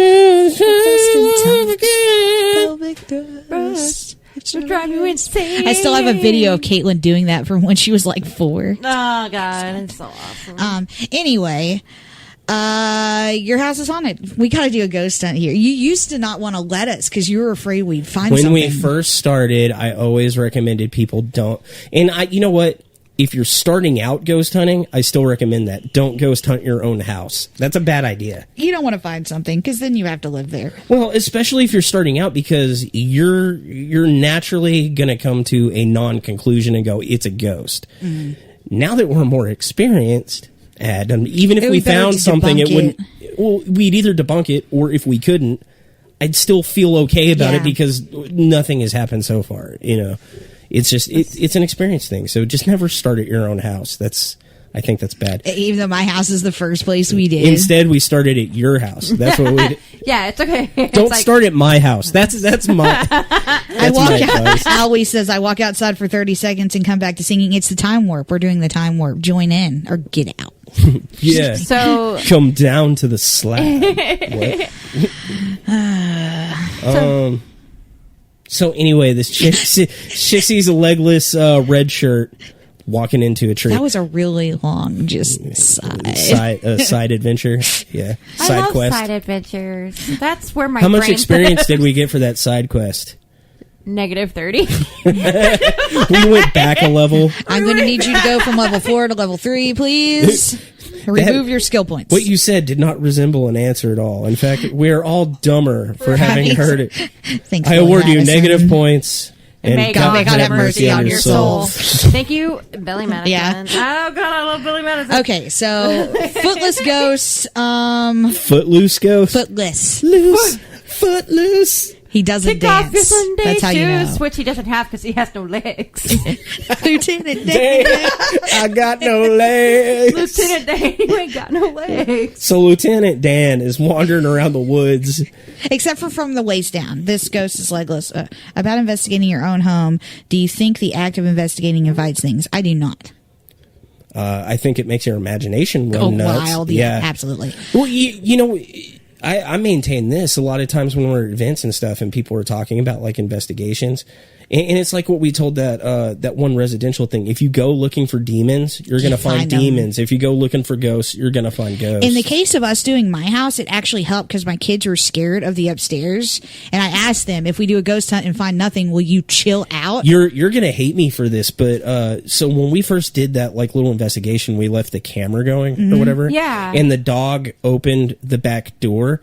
You're super logical, but you're especially logical now. You were logical back then too. But you living there, you were the first person to jump to, oh my God, something happened. And me being somebody that didn't live there and had like no investment in I jumped this. to something happened because that other door doesn't open. Right. Yeah, and Anubis just somehow. Because that door has literally never opened since. It just happened. We talk about a fucking coincidence too. The one time a camera is on is the only time that door has ever opened. But then we also got the voices on the recording, and everybody was, oh. But it's the neighbor having a party. But me being a total neutral party and not having any emotional investment in it, I was like, no, look, this is the dog. You can see the dog come in, and you can hear the neighbors because they're all speaking Spanish in it, and it sounds like it all fit together, and then it worked. But the interesting thing about the door is it's like a French door, and one of them doesn't open. It's Yeah. never It does been, now. Yeah, but Now it does. It doesn't. It's never come open. Emilio says, "Guess it depends on your way of investigating. I feel investigating is very different than ghost hunting." And this was literally the first investigation we'd done as a group, so we were ghost hunting. Yeah, and most people, we're talking about people starting out. Like they've never done it before and they just have a mild interest in it, or something's going on at their house and they think they're going to do it themselves. Mm-hmm. They're not investigating. Like when I was 16, I was convinced, because I had that experience in my mom's house. I used to just set a recorder out all night. I was ghost hunting. That's our first different.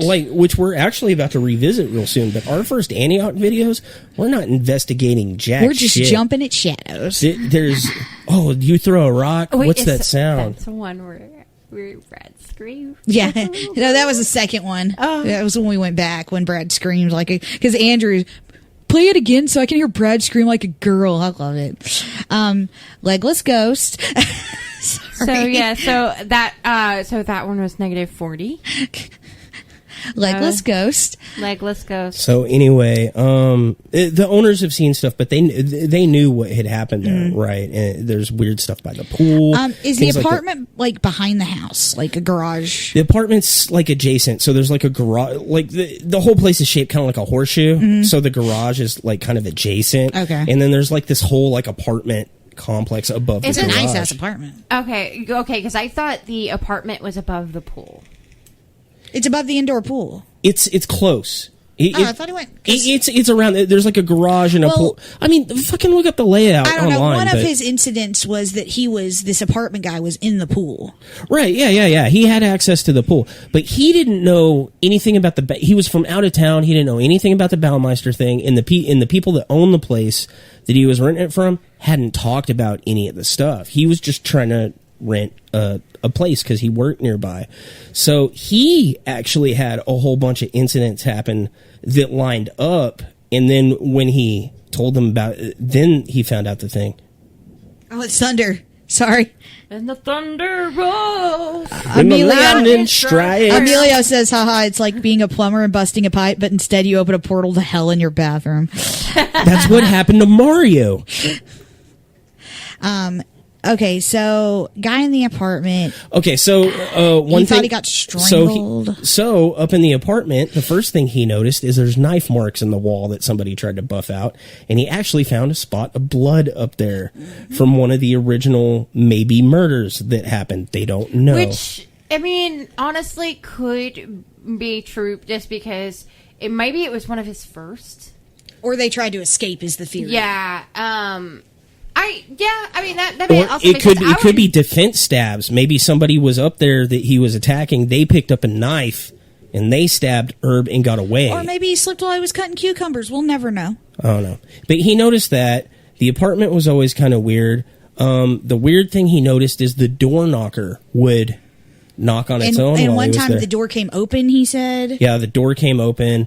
He saw a shadow out there. He has the ghost story I like, where he's like walking out of a room and he sees a ghost run by and it stops and looks at him like it's startled. Which is just interesting to me. That is interesting. Like he's startled. This is all on Ghost Adventures, by the way. It's season 11, episode 9.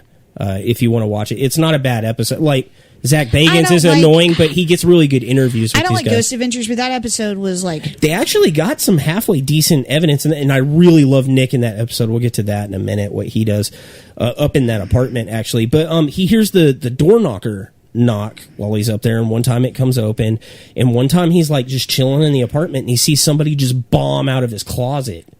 And just like stop and look at him and is like... The thought of startling a ghost just amuses me. I don't know. I think that gives credence to my theory. Yeah, the universe, because dimension. I mean, if there's like a slip, if we could see them, they can see us. What? Ooh. Oh, it's like that movie From Beyond. You got to be really still, or the resonator will get you. God, that movie was so dumb. It was horrible. I love... Why'd you make me watch that? I thought you would love it. I did. I mean, he was down by the pool one time, and this is all still before he knows anything. But he's down by the swimming. pool. Well, and he felt Warm hands. He describes it really specific. He said the hand, if you're looking at the video, the hands came around his neck like this, and he felt the individual fingers. And he said it felt warm, which is really weird because if you've ever talked to somebody who says they always said it feels cold. It's cold or neutral. Yeah, when I was at Granbury, when I was at the jail, it was a cold hand. When that time the thing grabbed your hand, big ass quotes. You're such a dick. How'd that happen? It was a ghost. Surprise! It's haunted. It's a haunted figure. Your middle finger's on it. Your fuck you fingers on it. Scared of the claw. So yeah, he feels these hands. Moved out is what's interesting. He saw a shadow figure go into the pump room. Did you say that? No, and he also said he saw a legless ghost. Yeah, he was looking out into the woods, and that's 2 sightings. He saw the legless ghost, a legless person in a red shirt, and he called out to it, and it looked at him. And then it walked into a tree, a very specific tree. And when he finally told the owners about this, the wife was like, "No, you're shitting me." And you're like, "Oh, so I wonder they want to go dig up that tree." This is the part of the story that I don't get. They're like, "We think so and so is like buried under or near that tree." That's your property. Go dig up that fucking tree. Yeah. Like, I could you not do that? I would have to know. I would have to. I like as soon as I saw I would go dig up. I would at least go get like a ground, and start looking for stuff. Yeah. Yeah, for sure. They did find some bones by that tree. Because shit, you could find the missing person who some poor family has been looking for. I wonder why he's legless. Like, I wonder if maybe what if he was killed in that apartment and the knife marks are from dismemberment. That would be so weird because he didn't do that with. But unless it was a flood. No, murder. He did dismember the bodies because to burn them and stuff. Yeah, but he just didn't dismember them as a form of killing them. How does a ghost walk into a tree if it had no legs? Thanks, Emilio. But by not paying attention. It's hard for me because I don't believe that people have an afterlife. So it's weird for me because I don't believe any of it. But it's interesting. It's interesting stories. Well, you shouldn't. Okay, so I think a lot of it's in the phrasing because you tell everybody you don't believe in ghosts, which I get what you mean. I'm phrasing it now as that I don't believe there's an afterlife. That's why I'm phrasing it. Yeah. You don't believe in human spirits or whatever. Maybe they found all but the legs. Because like I totally believe in ghosts, but I don't think they're like peoples. Thunderstorms, awesome. Yeah, I know it's kind of like Christy says that it's happening while we're talking about like this serial killer. Baumeister, and it's pretty close to the anniversary of Herb Baumeister's death. Christy says she can hear the thunder at her house. Yeah, she lives. I think she probably don't say that on the radio. Don't say where our fans and me live. I forget where. Somewhere in the area. Sorry, Christy. She didn't say it. It's okay. I mean, we're not big, but at least 8,000 people know where I'm at if you do that. And, I'm sorry, one of them is bound to be a serial killer. But if one of our fans gets murdered, then we can do a ghost hunt. So boom. Kill your family, invite us over. I'm sorry. I was like, well, I'm not offering her up. It's okay. You didn't actually say it. We're good. We're solid. We're solid. Say it in Latin, slow. She's like, I'm not famous. We'll make you famous. Oh, God, that sounded creepy. Don't be creepy. We do not murder our fans. We murder people we don't know. It's okay. Allegedly. It's an experiment. We're trying to figure out what makes ghosts. Disproving ghosts one murder at a time. I mean, you have to. It's the only way. It's for science. Julie says, yet. We don't murder our fans yet. So, anyway, there have been a bunch of investigations there. I'll just talk about the Ghost Adventures one because it's what we watched. So, they did get some... is super credible as fucking Ghost Adventures crew is. I think every now and then they stumble across some good evidence and it gets mixed in with their production value. There were a couple of things I thought were pretty good. Now, I'm not saying I know for sure that they're real. They could have crew members setting that crap up or whatever. But let's assume they're at least somewhat legitimate, right? Let's see. Let's assume the wrong thing.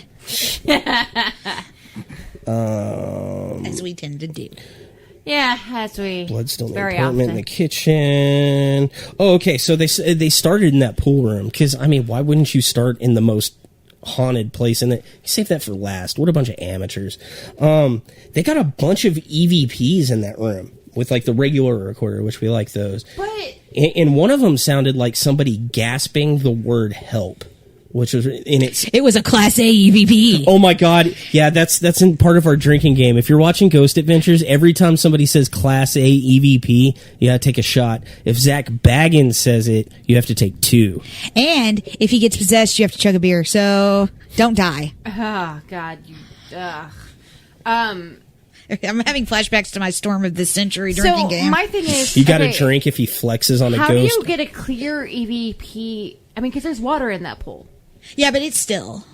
Okay, so I mean, it's just like the whole thing with like water.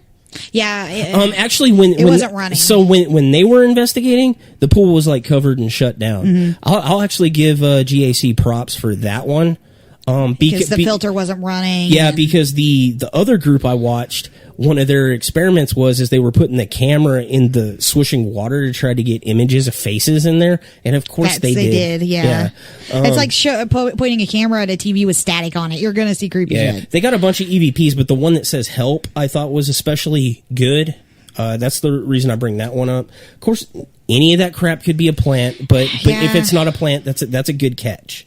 And they start using that SB7, and I just lose my mind. Oh my God, they are the kings of the SB7. And it gives I hate the noise so much that even seeing it on TV just gives me anxiety. I hate the SB7. SB7, no. If you're watching a ghost show, they lower the volume, but you'll note they start yelling. Those things are so loud, especially if you're using an external speaker, so which is the only way you can understand anything that comes through it. Now GAC, they do the same thing where that we do, where they detune theirs, which I totally endorse for that experiment. I don't think it proves too much, but you do not get radio stations through it. So if you get a response, it's legitimate. But somehow they're always able to get these like totally clear, like yeah, and it's always like my name is Fred. And the one time something came through on our SB7 since we detuned it, it was one word. Yeah, it's just, but like, so here's my problem. Every place they go is haunted. Every place they go, they get clear EVPs. Every place they go, they get clear EVPs on their SB7. There was one place where they just called out the owner and they said, "No, you're faking this," and left. I love that episode. It's the one time. Yeah, it's just the exception that proves the rule. Yeah, it's just one of those things. I'm like, But if you watch our library of videos, it looks like every place we go is haunted. But the places we go, like, it's easy to find evidence. It's hard to find solid evidence. Yeah, like we have an Alton Bridge video, but nobody watches it because it's not entertaining because nothing happens. Well, yeah, it's easy. What is that word that I'm thinking of? Where confirmation bias. Yeah, it's easy to try to, confirm what we hope to be true. Yeah. Well, you're shopping for a result, not actually trying to do anything. It's like people Googling QAnon stuff. Oh, God. But what was interesting about their SB7 sessions is they're like really clear and the answers are super, super relevant. And they're all phrases, like 3 words at least. And yeah, which is rare for a detuned SB7. Yeah, like rare, it's never happened. Unless they're faking it. Shocker. Yeah. I can't say for sure if they are or aren't. I don't know. It also, a lot of times they say it's words, when to me, until they say the words, it sounds like gibberish. Yeah, it sounds like word salad. It sounds like static because it's static. So he's not even on the team anymore. He's the one that left the show, but Nick Groff, the like serious one, maybe the only one in the group that used to be an investigator at one point in time and not like a show person. He's just totally, he's boring. He's really boring. He goes and he does like investigative stuff and when except he uses that geoport thing. Well, he does now, but the problem is he's trying to be entertaining now. Like he's picking up a cue from Zach Baggins. The dude makes money. He's like, okay, well, I got to do something. But anyway, so this is while he's still on the show, but he goes up in that apartment by himself, and door shut. They're like in the room with all the monitors. Yeah, which is on like the other side of the house or whatever.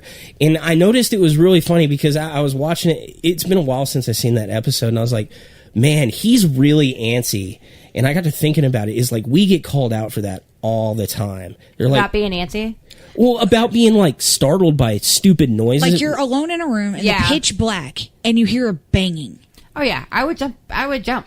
Because like when you were at Needful Things. Yeah, and the people number call one out. comment on that is like, well, maybe you guys shouldn't be doing paranormal investigations if you're that jumpy, because it's just noises But in they there. have no context. Like you're alone in a place and you don't know if that's like a real person. Like you don't know anything. Yeah. But he's up there and he's chilling, and everything's fine, and then you just hear this like knock on the door, and he's like, what the heck? And he goes and he looks, and then he just very hurriedly comes towards the camera. He's I don't have a walkie-talkie. Did y'all hear that? And you can just tell he's trying to come up with an excuse. And then he's talking to the ghost. He's like, I'm not scared. This is what I do. Doing that, hyping himself He's up. doing there. the thing I do when I tell someone else to be calm, but I'm actually telling Like myself freaking to be yourself. calm. Yeah. And it's totally nuts because they go up and they knock the door. Or no, they didn't go up and check it. They compared the sound that happened in that room To the door knocker. to the door knocker from earlier when they were filming the guy talking about the door knocker, and he did it. And the sounds were identical. So either that door knocker knocked on its own or somebody went up and door knocked it and scared the crap out of him. But he looks really antsy up there. It's just real funny watching him, just his reaction or whatever. And of course, Aaron Goodwin, they're back in the thing. Dude. It's just like, I happened to pause it because we were talking about it. We were talking about You it. And I remember the looked back DVR up. pause game? Yes. It was that. You need to I do love the DVR pause do it game. on Ghost Adventures. Do it. Do yourself a Do it. favor. He's just His face was excellent. And you were trying to reproduce it and you kept laughing so hard. I was laughing and I was like, it looks like he's about to say, dude, did you hear that? And so And then he says, dude, did you hear that? yeah, we play. He goes, dude, did you fucking hear that? And I'm like, oh my God. Signs you watch that show too much. I know. It's sad. And you know all their names. You're such a fanboy. Oh my God. I do. I like the show. Okay. Not like it's factual, but it's entertaining. He wants to drink Vegans' bathwater. I would hang out with Zach Bagans. Gross. You remember that girl that sold her bathwater on the internet? Yes, yeah, I remember. exactly like that. Not like that. Okay. I would totally hang out with him. I would even go do an investigation with him. As much as I bag on him, I'd want to do a ghost hunt I with would him. still go hang out with the dude. I'm that kind of sellout. If nothing else, to have better mocking potential. Oh, yeah. No, I'm in for mocking potential. Because you know what? I would really want to see him work, like in person, just once. So, because if he got all that same evidence he got on that show while we were there watching That how would they feel did everything, different. and they really weren't faking anything, I'd have a 100% different opinion of that dude. Yeah, that's fair to say. I would too, totally yeah. be that arrogant. I would be like, he deserves to be that arrogant. Julie was curious why the Nick guy left the show. I said it was a disagreement, but I don't know any specifics. I don't know the specific thing. I know there was a falling out between him Yeah, and there was Zach. some. I remember when it happened because like it happened on Twitter too. Well, I remember telling you about it. He had signed an NDA when he left, and apparently what happened got so bad that he got pissed and broke the NDA, and he was like, yeah, they do legitimate investigations, but the production team put shit in there anyway, and it was like a big freaking deal. And now he does a show called Paranormal Lockdown, which is... It was a fine show, except when he whipped out the thing where they like running the SB7, but with like the pedal It was that makes also an just echo. it was also just the first episode. It might get better. I don't know. I hate that machine. You also got to remember on those shows, like Ghost Adventures, right? Like if I make a piece of equipment and I want them to try it and use it, people will pay an exorbitant. You got to pay $5,000 to get Zach Bagans to try it on his show. He doesn't have to endorse it is working. He usually does, but they'll use it on the show and you'll get exposure or whatever. I get it. There's a guy we used to work with who used to help do some equipment, and he ponied up the $5,000 to get his piece of equipment on that show, and now he won't do like favors for me anymore. He's like, no, I'm making bank selling this thing that doesn't fucking work because I've proven it doesn't work like 9 or 10 times the way he does it. Doesn't matter. Yeah. What else did we have? They're big proponents of those ghost hunting apps. They've got the paranormal puck. All kinds of things. Yeah, but it's really interesting. So there's the Haunting of Fox Hollow is the big one. You can watch that one for free on YouTube. It's real woo-woo. There is no hard evidence in there. Fox Farm? Yeah. What'd I say? Hollow. Fox Hollow Farm. Fox Hollow Farm. Okay. The Haunting of Fox Hollow Farm. Not to be confused with Foxcatcher Farms, which another crime occurred. Yeah. I think Steve Carell killed a bunch of people. Yeah, Steve Carell killed one. Yeah, he killed Channing Tatum, right? Yeah, he killed Channing Tatum. I thought it was Gosling. No, it was Channing Tatum. Because I remember that tight little wrestling outfit. I don't know what the fuck y'all are talking about. We'll tell you about it. It was pretty awesome. This is a wrestling coach killed his like from student. the DuPont family. Like he was like part of this guy. Like he was part of DuPont family. Okay. Like should I know who those are? DuPont, like they make the paint. Okay. Anyway, so like, big family, big name. He decided he wanted to be an Olympic wrestling coach. And instead murder? Kind of, yeah. Okay. Yeah. Well. We'll discuss after the show. Steve Carell fell in love with Channing Tatum and ended up killing him. I don't understand how that plays into the... Anyway. Steve Carell played the character in the movie. Okay. Channing Tatum played the dude that got killed. I didn't know there was a movie. Yeah. It's called Foxcatcher. Okay. Is there anything else on this? Yeah. I was talking... But I'm Let's lost do on some Steve blow Carell. with the Baumeister. We were talking about the guy up in the room, and he came out with asking for the radio, and they did the door knocker. Yeah. What other evidence did they find? I checked out because I hate that show. Did Zach get possessed at all? No, I think y'all said this was one that he did not get. Yeah, he didn't get possessed this time. What was the one you did where the guy killed the girl and there were all the wild turkeys? And that was in Pan, and it was a turkey vulture. Yes, that was. It was a little girl that got murdered there. Yeah, the name of that episode is called Holder Estate. But I can't think of any more evidence after that. No. I was talking about the so there's the Ghost Adventures episode. There's Haunting of Fox Hollow Farm. That one's good. That one's free, but it's a little woo-woo-y because they don't get a lot of hard evidence. They bring in a Native American shaman who does a ritual. They do a bunch of... Okay, they don't do the science stuff. They're the ones that are like, let's see if we get the images and the ripples of the pool, and they get some faces, and they do a bunch of interviews, and there's a reason it's on YouTube. A&E did a thing about it, and Ghost Hunters has also been there. I'd like to watch that Ghost Hunters episode. All four groups, including Ghost Hunters, got evidence there. So between all four TV groups, and A&E is kind of like, they're pretty good about their productions too. But yeah, they all came away with stuff. So I would really like to go there to check it out. I mean, I think if you believe that ghosts have anything to do with, people after they die. Mm-hmm.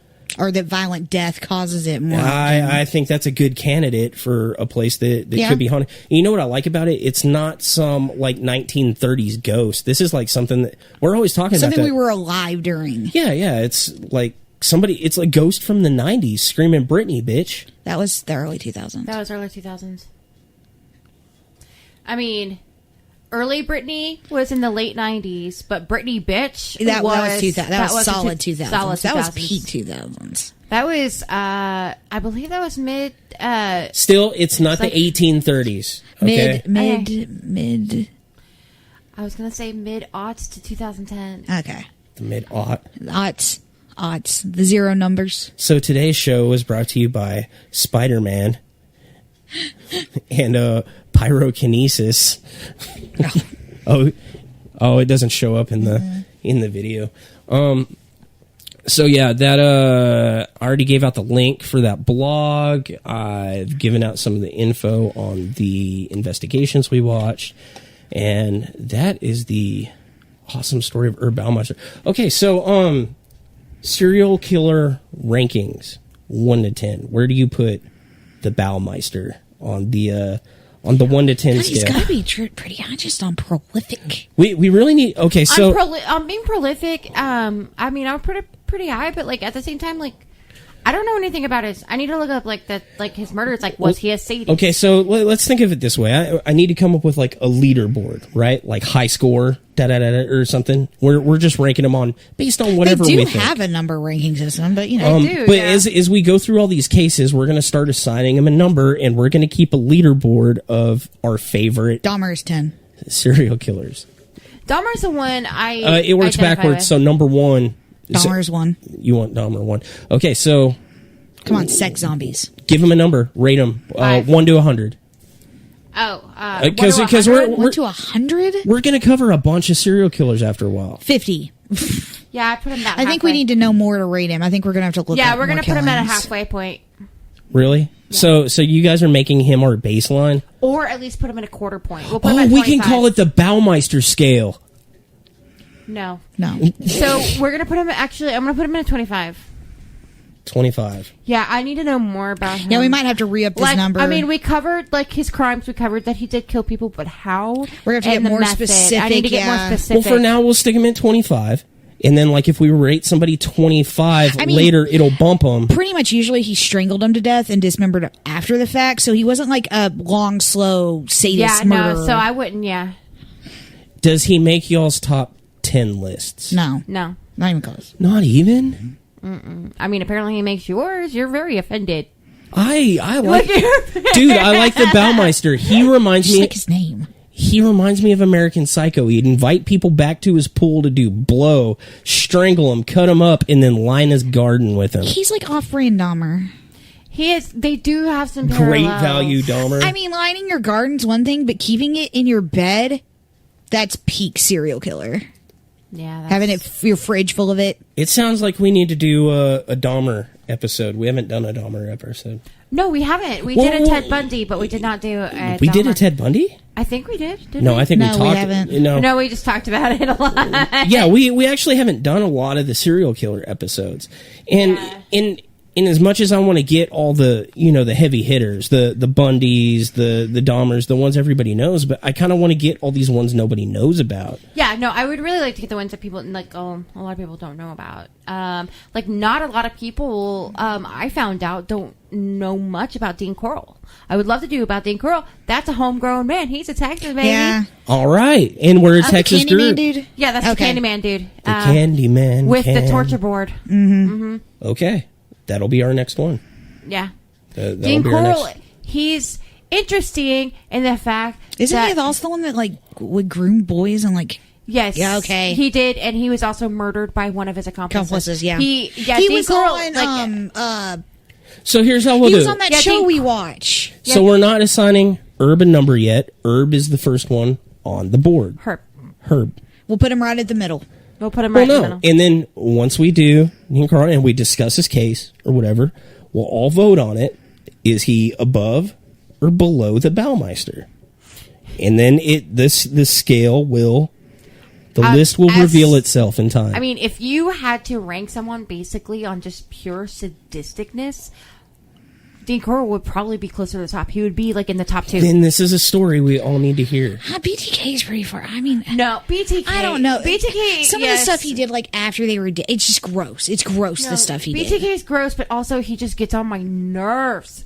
Because he was a punk bitch who picked his own name. Yes, because he was a punk bitch. I picked his own You name. know what? Also, Don't hate on my man BTK for picking his own name. Hate on the FBI for giving in and letting him have that name. They kind of mushed a couple together. What they should have done is been he was like, also "You're a not punk BTK, because He bitch." also wanted to kill specifically. He just wanted the attention. Anyone who murders like little girls, I understand that's not the main portion of what he killed, but you murder a little girl, You're a punk bitch. yeah. They're little. They can't fight back. Don't be a pussy. All right, this episode has hit the 2-hour mark just now. So, Okay, so we got to wrap it up. so this episode was brought to you by Baumeister beers. Don't drink them. They're full of bones. There's bones in the beer. There's two flavors: bones and butt blow. Now, Mom, why is my face numb? from now drinking this? now without actual blow. All right, everybody, you guys have a great weekend. We got to go on to do our Ghost Adventures reaction video. In the front seat of the car. I'm going to have to answer that question later. Sorry. You guys got Dude, any the closing? temperature dropped down to 75. Awesome. Peace out, All right, guys. bye. Sorry.